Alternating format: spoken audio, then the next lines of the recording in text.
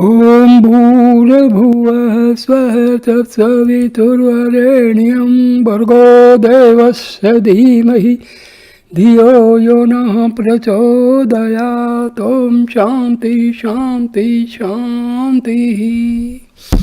Namaskar my dear friends. This is 7th video on the life and teachings of Swami Brahamananda, a direct devotee of Paramahamsa Ramakrishna. This video starts from Maharaj. Swami Brahamananda says, Samadhi is generally classified as of two kinds. In the first, the Savikalpa Samadhi, one experiences the mystic visions of the spiritual form of God, while the consciousness of individuality remains. In the second, the Nirvikalpa Samadhi, a man loses his individuality and goes beyond the visions of the form of God. The whole universe disappears.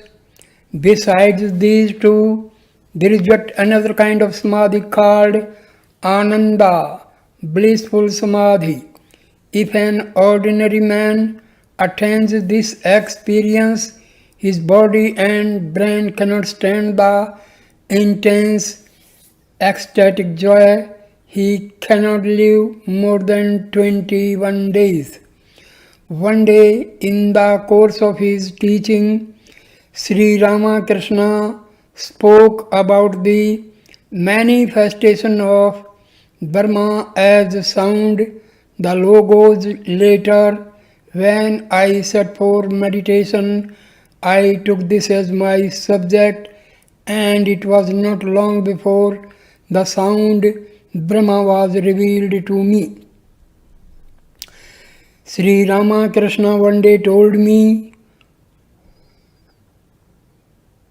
once while I was meditating in the temple, screen after screen of Maya, ignorance was removed from my consciousness, and I saw a light more brilliant than a million suns. From that light there came forth a spiritual form, which again melted away into the formless. The body is the temple of God, and one should practice worship and meditation within it. When the consciousness merges into the Sahasrara, the 1,000-petaled lotus in the brain, the mind does not feel inclined to come back. There you realize that what is outside is also within yourself. There is a saying, he who sees God in the temple will not return, which means that a man attains a liberation as he realizes God within the shrine of his own heart. Though temples may serve as aids to the beginner, they are but symbols of God's greatest of all temples, the human heart. Between the eyebrows there is a third eye, the eye of wisdom. When this eye is opened, a fountain of joy is released, and the whole universe seems merged in bliss. Further, Maharaj says, within the palace of 7 gates, there dwells a king with whom a poor man begs an audience. The king's minister grants his request and leads him through the gates to the royal presence. At each gate there stands a richly dressed officer, and each time the poor man asks the minister if that is the king. The minister answers no each time until they have passed the 7th gate, and the king stands before them in all his splendor and beauty. Then no question is asked. The man recognizes his king, so it is with the Guru. Like the king's minister, he leads the disciple through the different stages of spiritual unfoldment until he leaves him with the Lord. But know this, there is no greater Guru than your own mind. When the mind has been purified by prayer and contemplation, it will direct you from within. Even in your daily duties, this inner Guru will guide you and will continue to help you until the goal is reached. Have an intense love for God, and the mind will remain always tranquil and pure. The earnest will to purify and steady the mind is to retire into solitude, control all cravings, and engage yourself in contemplation and meditation. The more you occupy the mind with holy thoughts, the greater will be your spiritual unfoldment. Just as a cow yields much milk when it is well fed, so when the mind is fed spiritual food, it will yield greater tranquility. Spiritual food consists of meditation, prayer, contemplation, and japam. Another way to steady the mind is to let it wander, but to keep a steady watch over its wanderings. After a while, the mind itself becomes tired and comes back to find peace in God. If you watch your mind will in turn watch over you. It is good to rise early in the morning.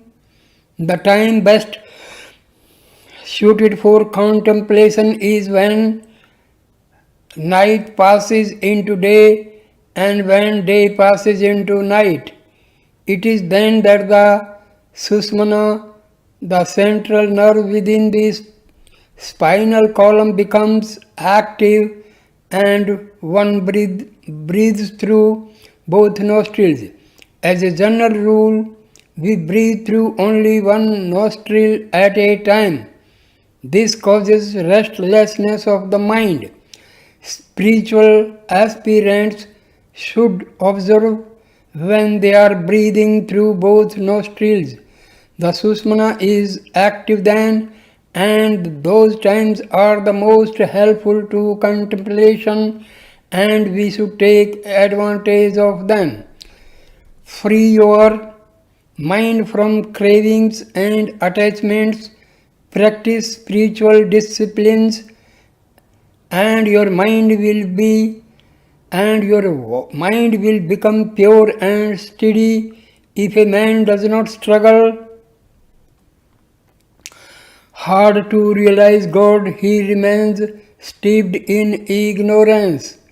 Therefore, struggle, and God will be revealed.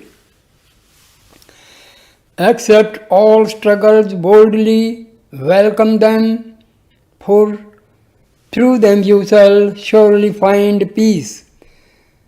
The easiest method of realization is to remember God constantly, even as a man welcomes his friend and entertains him with food, drink, and conversation, so must you entertain God in your thoughts.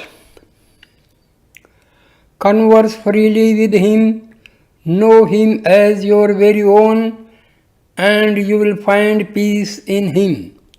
Who can fathom the mystery of God?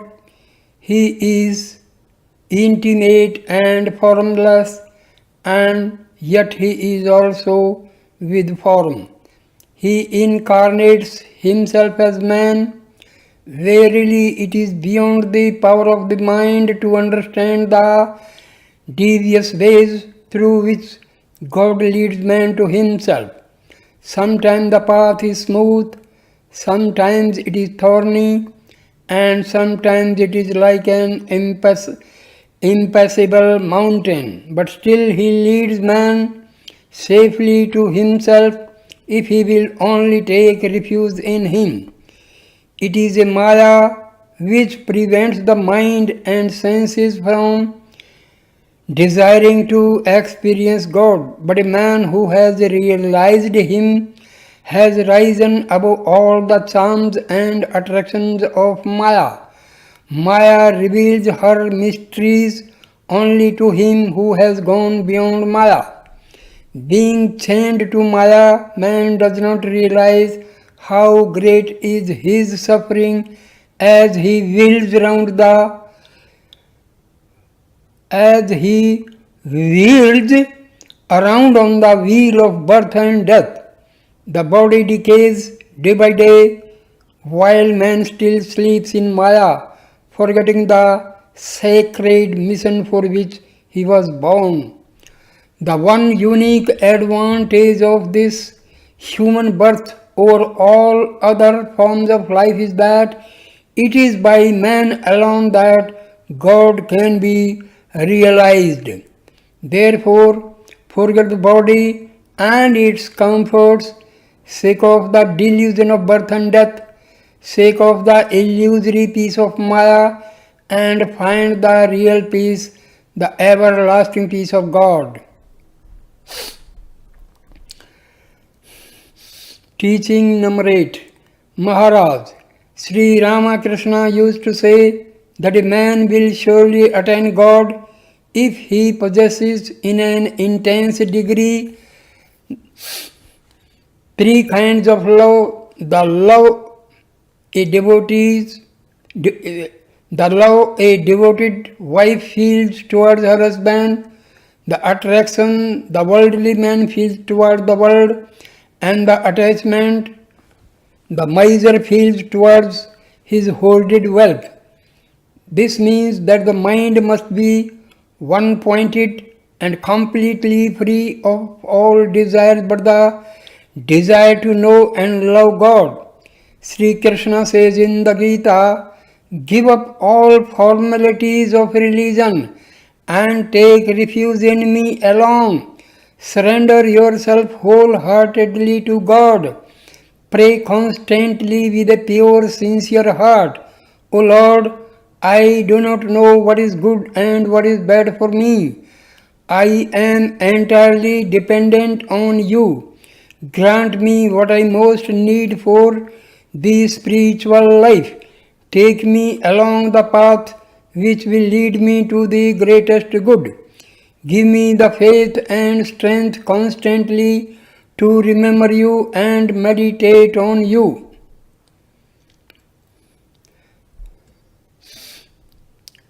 Constantly, O Lord, make me able to understand and receive that grace which I know you are ready to give me. Know that your time on earth is but short and that your real home is at the lotus feet of the Lord. In his folly, man will deny the very existence of God because of his own lack of comprehension. He prefers to rely upon his own intellect, little realizing how unstable that intellect is. Even though what he accepts as true today, he rejects as false tomorrow. Yet he thinks that what appears as true to himself today is the final truth and must be accepted by all. The Lord alone knows all the subtle ways by which a man may be deluded. One who has known God does not limit him. To him, God is not a matter of opinion. God is. He is boundless love and infinite mercy. He is beyond the grasp of the intellect. He who has realized God understands His mysteries. For him there is nothing hidden. The gates of knowledge are open and he knows that he belongs to God even as God belongs to him. Intelligence is Intelligence is but another name for ignorance because its area is limited. Therefore, if a man wants to attain all knowledge and understand all mysteries, let him devote himself to the knowledge of God. As children swing around a pillar in their play, holding tightly to it for their sport, so must you hold fast to God, the pillar of life. Whichever path you follow, whether it be the path of work or of devotion or of knowledge, you will reach Him. Hold fast to the pillar and your life will be blessed, and you in turn will become a blessing to mankind. Teaching number 9. Disciple. Maharaj, is initiation really necessary? Maharaj replies, yes, initiation is very important. With the aid of a mantram, it is easier to practice concentration of the mind on one chosen ideal of God. Without the mantram, the mind wanders from one conception of God to another and never succeeds in concentrating upon any. And without achieving perfect concentration, nothing can be accomplished in the spiritual life. Therefore, the aid of a guru is very necessary. He helps the disciple to choose his own particular ideal according to his temperament and then gives the mantram best suited to the attainment of concentration on that ideal. With unwavering faith in the words of the Guru, the disciple must regularly practice repetition of the mantram and meditation on its meaning. This will he find peace of mind. The path of spirituality is hard to follow. No matter how clever or how intelligent a man may be, without the aid of an illumined guide, he is sure to stumble on the way. Disciple. Maharaj, I have been practicing spiritual disciplines, but as yet I have acquired no taste for them. What shall I do? Maharaj replies, the taste for spiritual life cannot be had all at once. No one has to struggle hard for it. No, the taste for spiritual life cannot be had all at once. Note, one has to struggle hard for it. All our energies must be concentrated towards that one achievement. They must not be wasted in any other direction onward. Never be satisfied with your present state of growth. Try to create a burning dissatisfaction within yourself. Ask yourself, what progress I am making? None. And apply yourself ever more diligently to the task. Sri Ramakrishna used to cry out at the close of his day, O Mother, another day has gone, I have not seen you. Every night before you go to sleep, think for a while how much time you have spent in doing good deeds and how much time you have wasted, how much time you have spent in meditation and how much you have wasted in idleness. Make your mind strong through the observance of continence and the practice of meditation. A rich man employs a porter whose duty is to pause, strive hard to reach him and be free in this very life. The mind is to be raised step by step from the gross state to the subtle, then to the causal state, then higher still to the great cause. Mahakarna, and finally to Samadhi, highest illumination. Resign yourself utterly to the Lord. He is everything, there is nothing besides. Verily, all this is Brahma. Everything is His and His alone. Never be calculating. Is self-surrender possible in a day? When that is achieved, everything is achieved. One must struggle hard for it. Existence is eternal. The span of man's life is at most 100 years.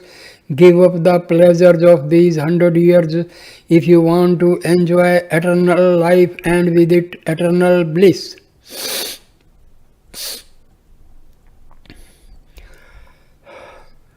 In the beginning of spiritual life, it is very good to plan a definite routine. A certain length of time should be given to the practices of meditation, japam and study.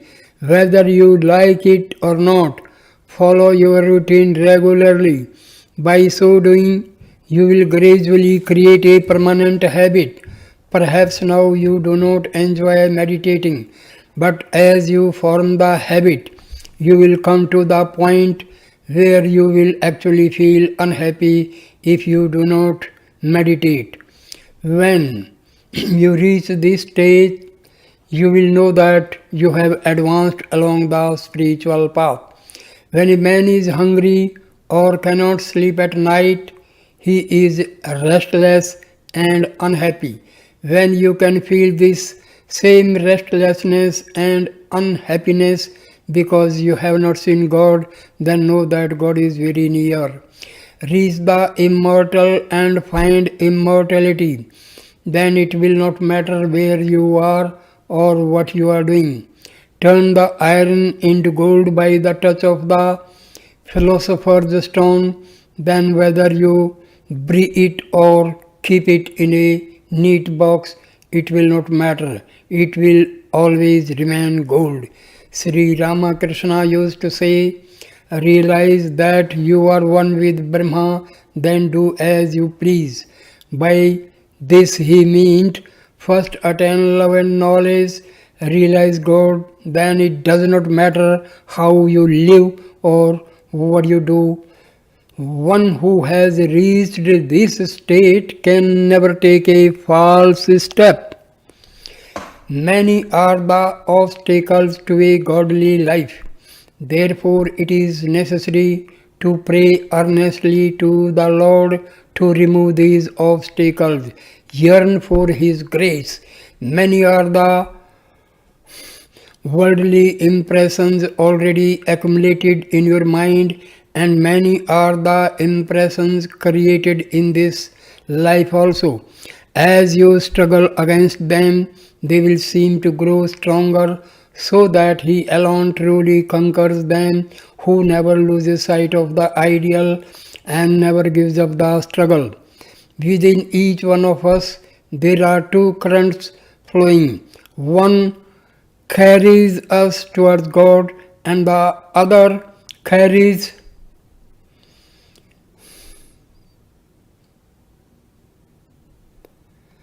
See that neither thieves, nor cows, nor sheep, nor any other intruder enter the compound. Man's mind is his porter, and the stronger the mind becomes, the better. The mind has also been likened to a restive horse. Such a horse may carry its rider along the wrong path, and only he who can hold the reins and check the horse can keep to the right path. Struggle on.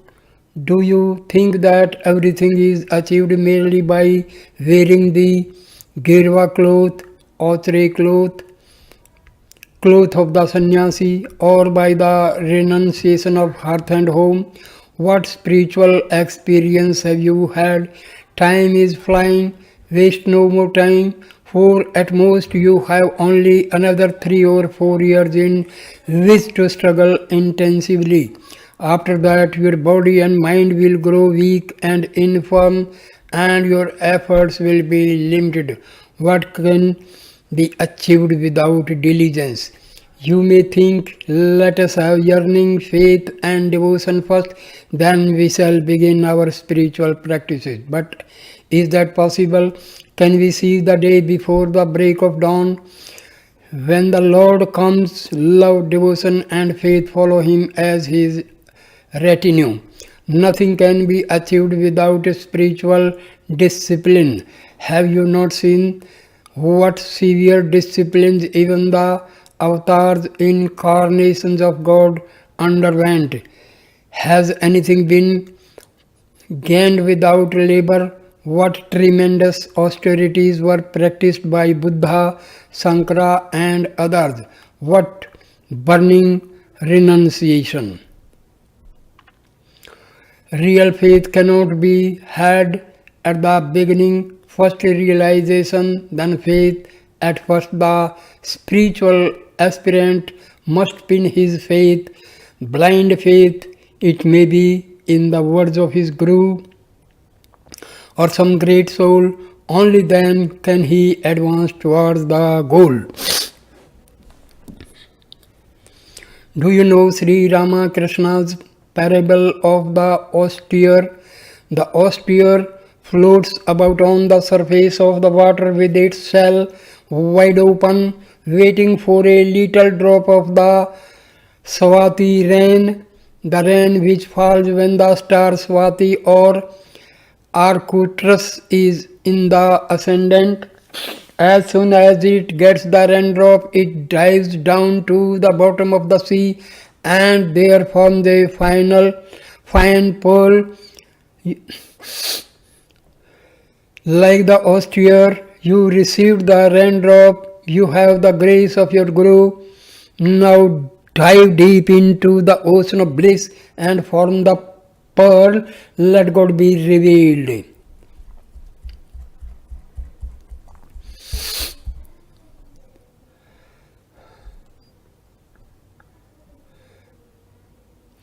One current takes you along the path of renunciation to God, and the other tries to pull you towards worldly enjoyments.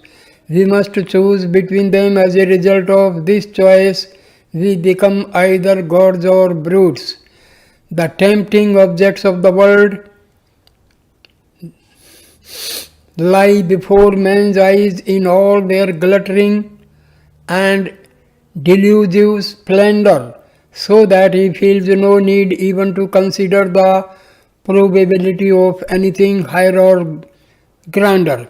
He may hear about the higher ideal of life, but he rationalizes by asking himself what guarantee there is that God can be known or that a greater joy can be reached. He sees no reason why he should give up today's pleasure for tomorrow's promise. Thinking thus, he jumps further into the fire until, burned and frustrated, he realizes his folly. Then he longs for peace, but often the longing comes too late. So enslaved has his mind become that even though he may earnestly desire to change his ways, he is helpless to do so in this life.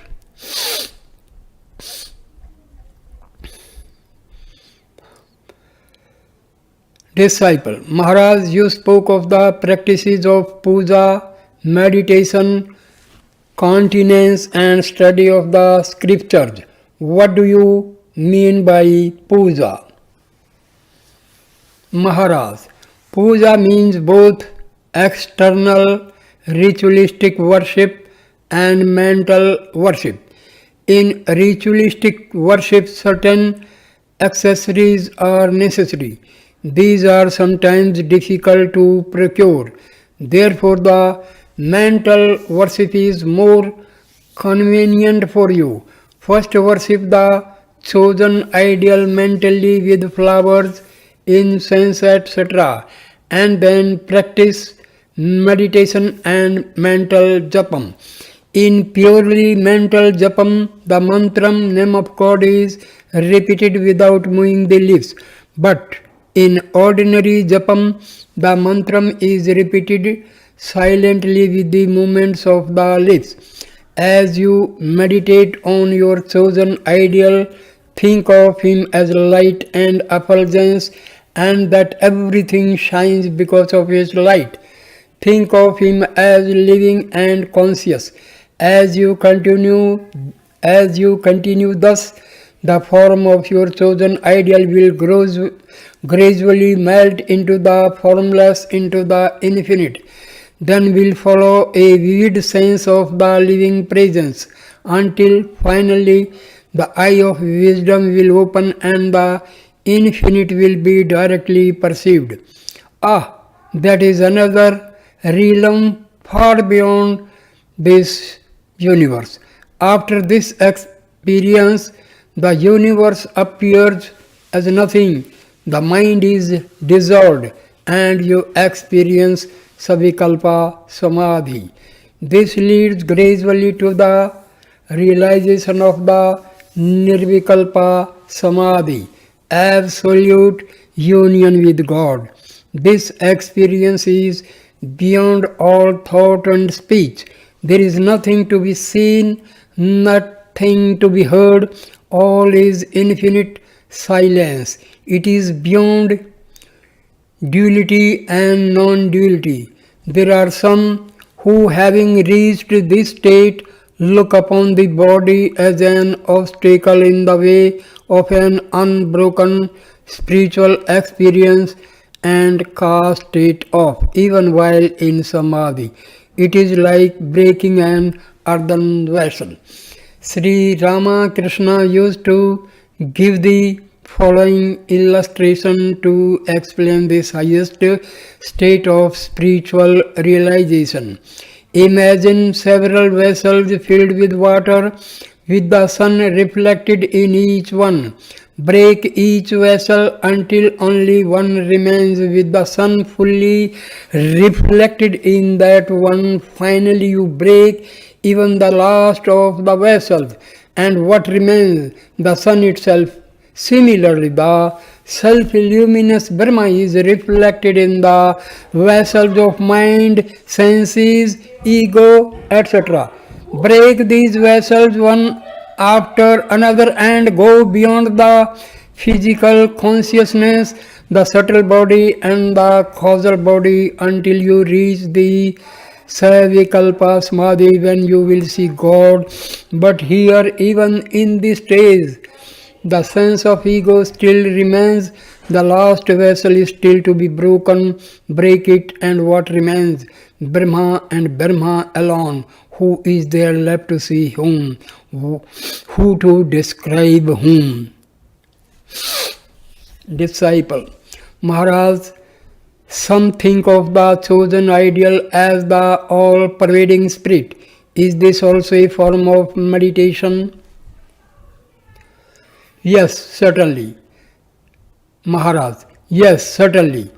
Everyone should practice this meditation, but not at the beginning. This should be done only after some progress in spiritual life has been made. The presence of God must be realized everywhere. He who is personal and has form is also impersonal and without form. He dwells in all beings. He pervades land and water, hills and valleys, sky and stars. He pervades all things. Disciple. The scriptures speak of service to the Guru as a necessary means to spiritual realization. How far is this true, Maharaj?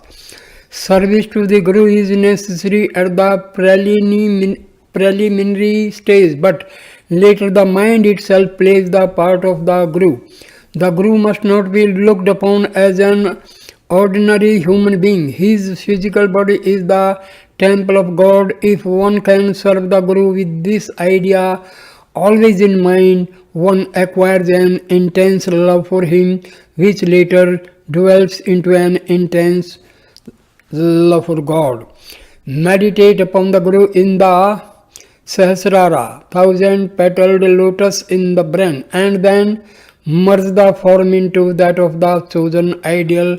Sri Ramakrishna said very explicitly at the time of meditation, The Guru appears before the disciple in vision. He points to the disciple's chosen ideal and says, "Look, there is your chosen ideal." Then he himself merges into the form of the chosen ideal. There is really no difference between the Guru and God. There are so many divine experiences. How can I tell you of them all? Follow the spiritual path earnestly and sincerely. Through religious practices, the mind will become pure and you will understand many truths. There is no limit to them. Lose yourself in God. Try to meditate within the shrine of your own heart. What that shrine is will be revealed to you as you continue the practice. Disciple. If the aspirant finds even a little joy in meditation, he is at once encouraged to proceed. Is not that so, Maharaj?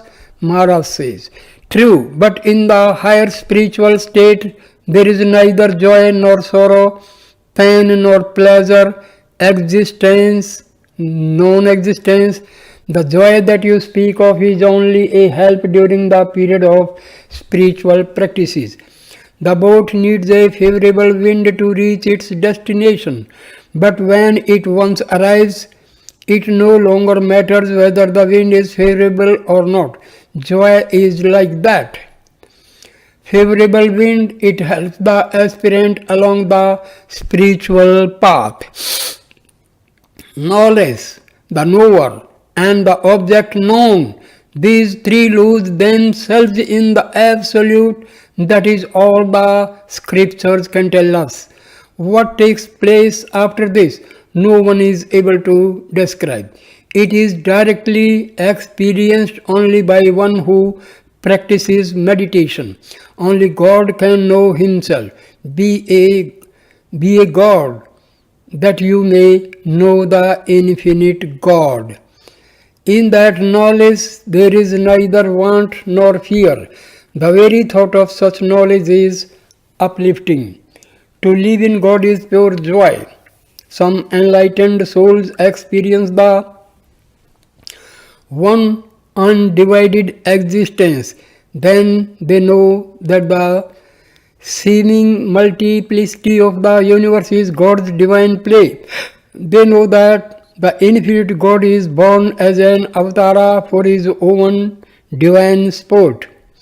Once when Sri Krishna was dancing in ecstasy, one shepherdess said to another, "Look, my friend, the truth of Vedanta is dancing. Sri Krishna is the Supreme Brahma. He is the infinite, changeless spirit playing as man. Beyond this, there is yet another deeper and fathomless spiritual experience." Disciple. Not very well, Maharaj. I am very unhappy. My mind is so restless. I must have been born with some very evil tendencies which are now standing in the way of my spiritual practices. Maharaj. My boy, you must not talk like that. Try to practice japam at dead of night. If that is not possible, do it during the early hours of the morning. Perform prascharna. Waste no more of your valuable time. Lose yourself in prayer and meditation. Otherwise, how can the door to spiritual truth be opened? The spiritual aspirant should eat very little food after sunset. Begin by taking 3/4 of your usual amount. Then reduce the quantity to 1/2. In the beginning you may notice it, but the body will soon adjust itself and remain healthy and active. Maharaj then referred to the days when he practiced spiritual disciplines in the company of his brother disciples, when they took only one meal during the 24 hours. Maharaj. The aspirant should first learn about the spiritual path from some great soul and then follow it methodically. If he proceeds haphazardly, he cannot make much progress, and if he gives up entirely, the effort to begin again will be twice as difficult. But no effort is wasted. Lust, greed, anger all gradually leave a man who practices spiritual disciplines. Your mind at present is covered over by rajas, restlessness, and tamas, inertia. It must be made pure and subtle and raised to the state of sattva, tranquility. Then you will find joy in your practices and will want to devote more and more time to them. Later, when the mind has attained perfect purity, you will have but one desire, to devote yourself to contemplation always, because the mind is gross, it runs after gross things, but as it becomes pure and subtle, it will run after God, the pure consciousness. When the mind grows subtle, its power increases and aspirant is immediately able to grasp the truth of God. When you sit for meditation, first think of a divine, blissful form. This will bring a soothing effect upon your nerves. Otherwise, meditation will be dry and tedious. Think of the form of your chosen ideal, smiling and full of bliss. Be up and doing. Waste no more time. The senses now are strong and must be kept under control. This is a difficult task, no doubt. But if you practice meditation continuously for 7 or 8 years, you will find peace and bliss and enjoy the fruits of your practices. Even after 1 year of steady practice, you will find some result. Many women disciples are making rapid progress. Should not you also strive for that? Women generally have greater results in less time because their faith is greater. Believe me, the Lord is always with you.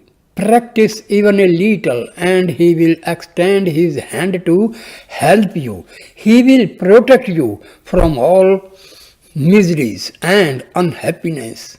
How unbounded is His grace! How can I make you understand? So far you have merely heard about these spiritual truths. Now realize them. You have done enough studying and reasoning. Now do some spiritual exercises. Choose that aspect of God which most appeals to you, and when you feel a growing devotion towards that one aspect, when you feel a steadfast love towards your chosen ideal, you will love God in all His aspects. While practicing japam, one should meditate on the form of the chosen ideal, otherwise it is not effective. If you cannot think of the whole form, think of a part. Begin by meditating on the lotus feet of the Lord. Even if you fail many times, try again. Success is certain. Practice will make all things easy. Is meditation an easy thing? Remember, it is next only to samadhi. Try to leave everything to the Lord. Resign yourself entirely to Him. Devotion, self-surrender, and all other virtues will grow from within as you practice meditation.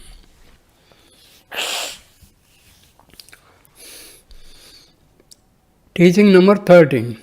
Maharaj, disciple asked, Maharaj, how can the Kundalini be awakened? Maharaj replies, according to some, there are special exercises by which the Kundalini can be awakened, but I believe it can best be awakened by the practice of japam and meditation.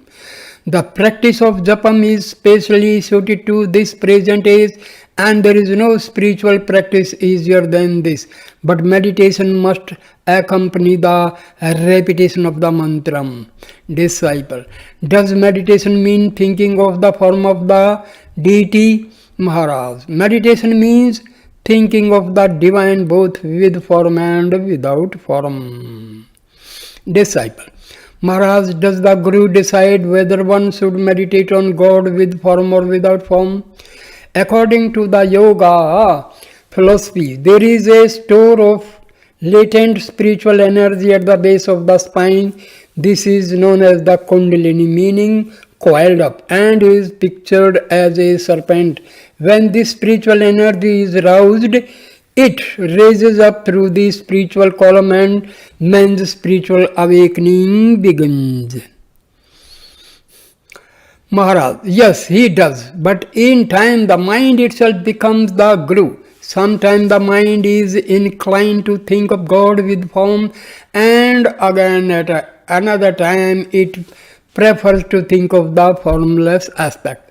The human Guru is not always available, but as the aspirant goes on with his spiritual practices, his power of comprehension increases so that his mind is able to act as his own Guru. The mind is bound down by its attachment to the body, the senses, and the object of sense. Thus, its energies run out through various channels and are wasted. Snap the bonds of attachment, collect the scattered forces of the mind, and direct them towards the one reality. This is the great task of the spiritual aspirant. Concentrate the whole mind and direct it towards God until He becomes revealed. Now is the time for spiritual practices. You are young now. When you grow older, the mind loses its vigor. Therefore, be up and doing.